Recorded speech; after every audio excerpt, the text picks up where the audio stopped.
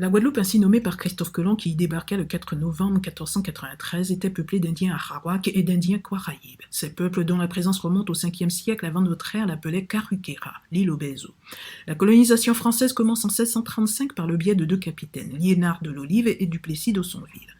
En 1654, les Hollandais leur apportent la technique de production de la canne. Afin de rendre lucrative cette production, la colonie accueille ses premiers esclaves en 1659. D'ailleurs, le Code noir de 1685 déshumanise l'être esclave pour en faire un bien parmi d'autres. En 1763, la colonie, jusque-là gouvernée depuis la Martinique, acquiert son indépendance administrative et fait l'objet de convoitises anglaises.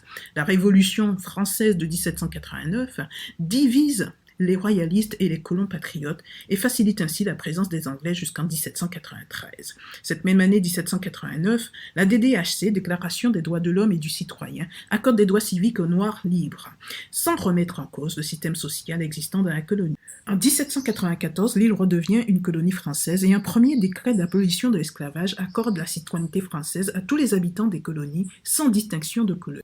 Mais, en 1802, Napoléon Bonaparte rétablit l'esclavage sous l'influence de Joséphine de Beauharnais, fille de colons martiniquais.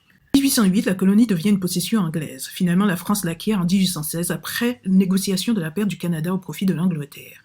En 1844, le vent de la révolution industrielle embrasse les idées des abolitionnistes. C'est ainsi que le 27 mai 1848, l'abolition de l'esclavage est définitivement déclarée sur l'île de la Guadeloupe.